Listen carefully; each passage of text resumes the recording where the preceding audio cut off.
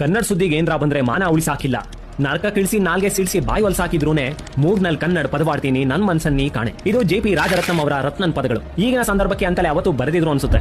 ಎಲುಬಿಲ್ಲದ ನಾಲಿಗೆ ಅರಿಬಿಡುವ ಸೋಕಾಲ್ಡ್ ನಾಯಕರ ಮತ್ತು ಅವರ ಬೆಂಬಲಿಗರೆಲ್ಲರೂ ಒಂದಲ್ಲ ಒಂದು ರೀತಿ ಕನ್ನಡ ಭಾಷೆ ಮತ್ತು ಮಣ್ಣಿನಿಂದಲೇ ಸಹಾಯ ಪಡೆದು ಬೆಳೆದವರು. ಅದಿರ್ಲಿ, ನಿಮ್ಗೆ ಗೊತ್ತಿಲ್ದಿರೋ ಒಂದು ವಿಷಯ ಹೇಳ್ತೀನಿ ಕೇಳಿ. ಕರ್ನಾಟಕಾಶ್ಚ್ಯ ಸೌವೀರ ಸೋಮಕಾಸ್ತು ವಿಷಾಂಪದೆ ಸೌರಾಷ್ಟ್ರ ಕೌರವಾಶ್ಚೈವ ಪಾರದ ಪಾರ್ವತಾಹರಹ. ಇವಾಗ ಹೇಳಿದ್ದು ವ್ಯಾಸ ಮಹಾಭಾರತದ ಭೀಷ್ಮ ಪರ್ವದ ಅಧ್ಯಾಯ 9ರಲ್ಲಿರೋ 38ನೇ ಶ್ಲೋಕ. ಇಲ್ಲಿ ಕರ್ನಾಟಕಶ್ಚ್ಯ ಅನ್ನೋ ಪದವಿದೆ. ಇದು ಬಳಕೆ ಆಗಿರೋದು ಕೂಡ ಅಖಂಡ ಭಾರತದ ಹಲವು ರಾಜವಂಶಗಳ ಬಗ್ಗೆ ಹೇಳುವಾಗ ಉಲ್ಲೇಖಿತವಾಗಿರೋದು. ಕನ್ನಡ ಇಲ್ಲದೆ ಕರ್ನಾಟಕ ಇತ್ತಾ? ಕರ್ನಾಟಕ ಇದ್ಮೇಲೆ ಕನ್ನಡ ಭಾಷೆ ಇಲ್ಲದೆ ಇರುತ್ತಾ? ಖಂಡಿತವಾಗಿ ಅಂದು ಕನ್ನಡ ಇತ್ತು, ಇಂದು ಕನ್ನಡವಿದೆ, ಮುಂದೆಯೂ ಇರುತ್ತೆ. ಇನ್ನು ಸಿಂಪಲ್ ಆಗಿ ಹೇಳ್ತೀನಿ ಕೇಳಿ. ನಮ್ಮ ಮುತ್ತಜ್ಜಿ ಮುತ್ತಾತ ಅವರ ಅಜ್ಜಿ ತಾತನ ಕುರುಹುಗಳು ನಮಗೆ ಇವತ್ತು ಕಾಣಲ್ಲ ಅಂದ ಮಾತ್ರಕ್ಕೆ ಅವರು ಇರ್ಲೇ ಇಲ್ಲ ಅಂತ ಅಲ್ವಲ್ಲ. ನಮಗೆ ಕಣ್ಣಿಗೆ ಕಾಣುವ ಸಾಕ್ಷಿಗಳು ಸಿಕ್ಕಿಲ್ಲ ಅಂದ ಮಾತ್ರಕ್ಕೆ ನಮ್ಮ ಭಾಷೆ ನಿನ್ನೆ ಮೊನ್ನೆ ತಮಿಳಿನಿಂದ ಹುಟ್ಟಿದ್ದಲ್ಲ.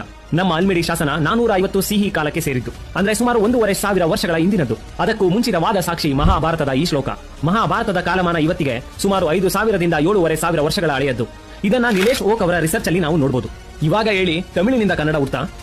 ಇದುವರೆಗೂ ಯಾವತ್ತು ನನ್ನ ವಿಡಿಯೋ ಶೇರ್ ಮಾಡಿ ಅಂತ ಕೇಳಿಲ್ಲ, ಆದ್ರೆ ಇವತ್ತು ಕೇಳ್ತಾ ಇದ್ದೀನಿ. ಈ ವಿಷಯವನ್ನ ಎಲ್ಲಾ ಕನ್ನಡಿಗರಿಗೂ ಶೇರ್ ಮಾಡಿ. ನಮ್ಮೆಲ್ಲ ಕನ್ನಡಿಗರಿಗೆ ಗೊತ್ತಾಗ್ಲಿ, ನಮ್ಮ ಕರ್ನಾಟಕ ಸಂಸ್ಥಾನದ ಉಲ್ಲೇಖ ಮಹಾಭಾರತದಲ್ಲೂ ಇತ್ತು.